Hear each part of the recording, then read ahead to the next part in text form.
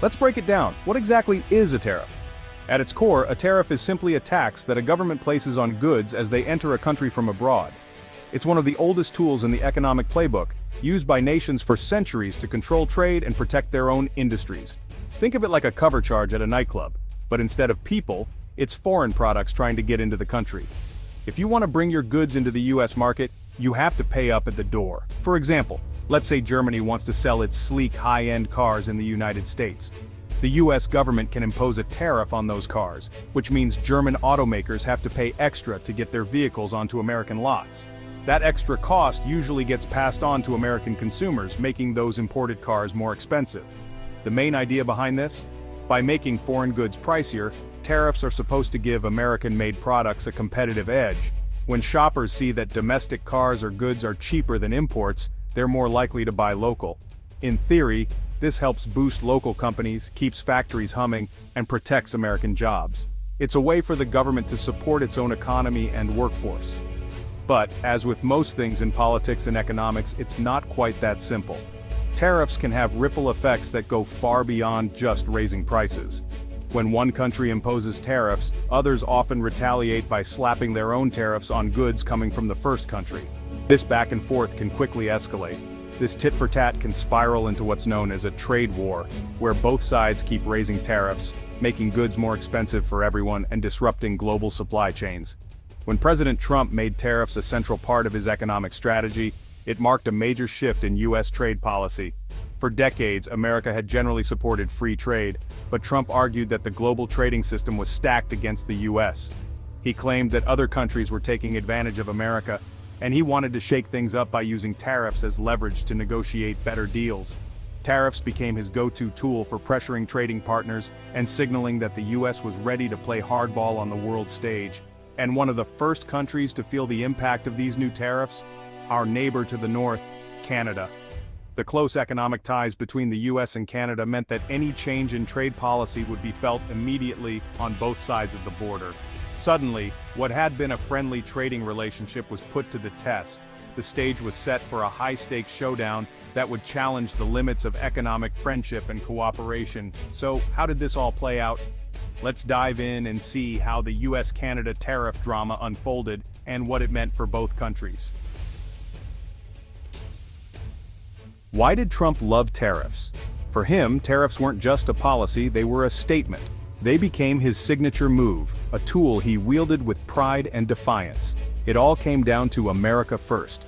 This wasn't just a slogan, it was a guiding principle for every economic decision. Trump believed the US had been taken advantage of for decades, and he was determined to flip the script.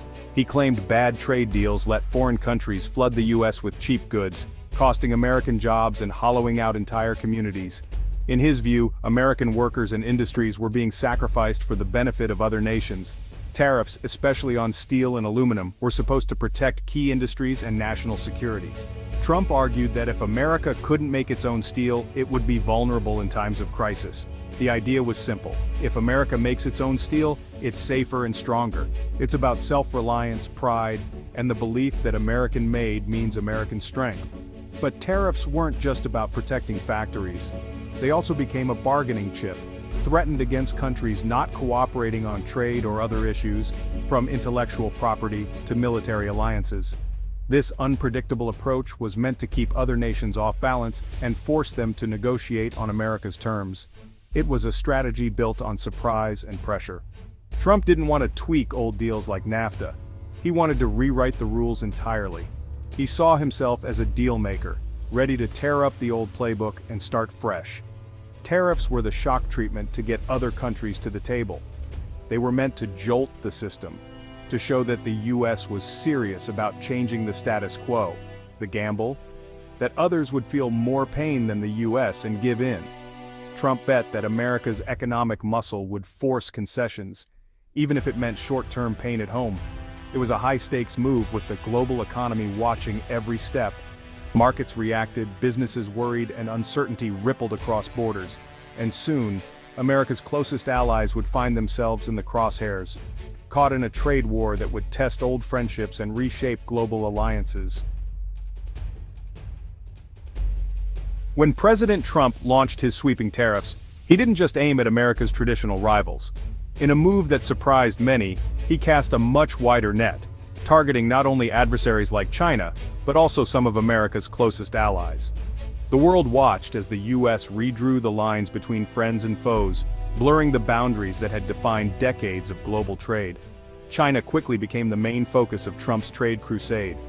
The administration accused Beijing of unfair trade practices, currency manipulation, and rampant intellectual property theft, allegations that had simmered for years but now took center stage.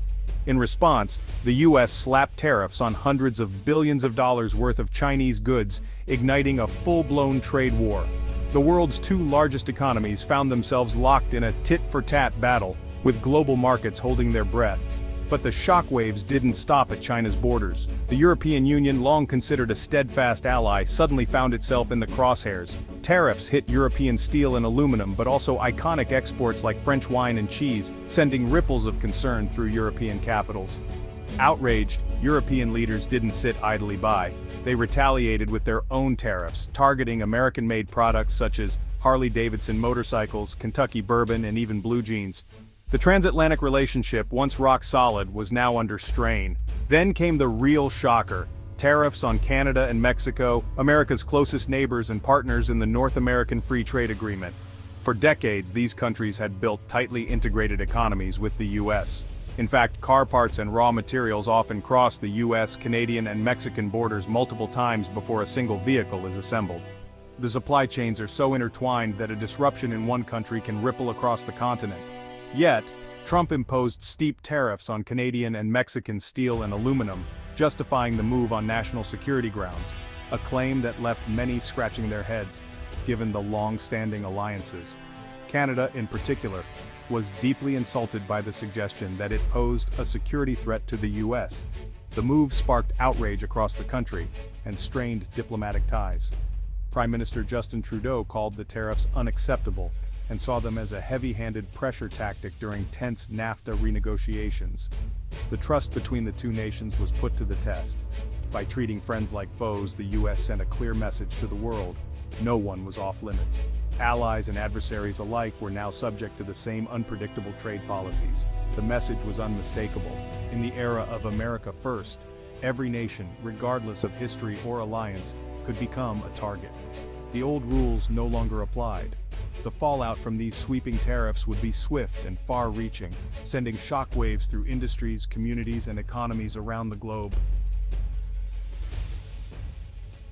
For Canada, US tariffs on steel and aluminum were a direct hit.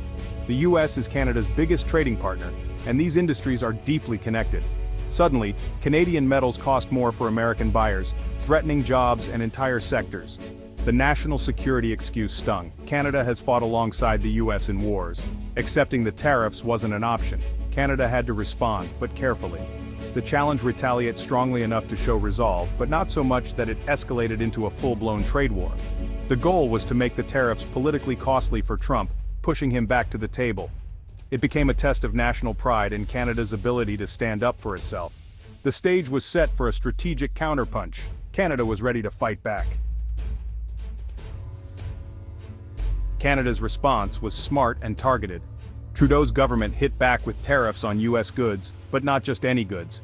They picked products from key Republican states: whiskey from Kentucky, orange juice from Florida, ketchup from the Midwest. The message hurt our steelworkers, and will hurt your political base. This dollar-for-dollar retaliation totaled $16.6 billion Canadian. American businesses and farmers started pressuring Congress to end the dispute. Canada's strategy was effective. It created a powerful anti-tariff lobby inside the US. The response was firm, measured, and politically savvy. Canada proved it wasn't powerless and could play hardball too. The dynamic shifted. The US realized tariffs came with real consequences. The trade fight was now a political battle on both sides of the border. Trade wars sound like government battles, but regular people pay the price. US companies using Canadian steel and aluminum faced higher costs, passing them to consumers. Prices rose on cars, beer cans, and even homes, hitting families hardest. Tariffs meant to help one industry ended up hurting millions of Americans. In Canada, the pain was real too. Industries faced layoffs, and shoppers paid more for US goods. The uncertainty froze business investment and disrupted supply chains built over decades. Both economies suffered from the chaos. Even a negotiating tactic can have costly ripple effects. The lesson in a trade war: everyone loses something. So did the tariffs force Canada to cave? It depends who you ask. The Trump team claimed victory, saying tariffs led to the new USMCA trade deal. They pointed to tougher auto rules and more US access to Canada's dairy market as wins. But many experts and Canadians say USMCA was just a modernized NAFTA, not a radical overhaul. The US eventually lifted tariffs without getting major new concessions. Canada's retaliation created so much pressure that keeping tariffs became politically impossible for Trump. American farmers and businesses demanded an end to the fight. Canada stood firm, protected its interests, and got the tariffs removed. In the end, both sides claimed success, but Canada's counter-strategy may have been the real win. The trade war showed that even smaller countries can push back effectively. The story is more complicated than a simple win or loss. The tariff debate is deeply divided. Supporters say tariffs were needed to fight unfair trade and protect American workers. They argue the pain was worth it for a stronger manufacturing base and better deals. Critics call tariffs a tax on Americans, raising prices and hurting exporters. They say the national security excuse for targeting allies like Canada was absurd and damaging. Most economists agree tariffs hurt more than they help, and the USMCA gains could have come without a trade war. In the end, tariffs disrupted relationships and economies with questionable results. Was it bold strategy or costly mistake? The answer depends on your perspective. The US-Canada tariff battle changed their relationship for good. Trust was shaken.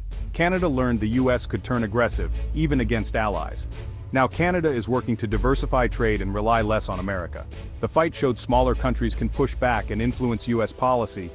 Other nations took note. Retaliation can work. The future of North American trade is uncertain, with threats of new tariffs always looming. Businesses and governments must adapt to a world where deals can change overnight. The era of stable, predictable trade is over. The aftershocks of this showdown will shape trade for years to come. Even the closest friendships can be tested by economic conflict.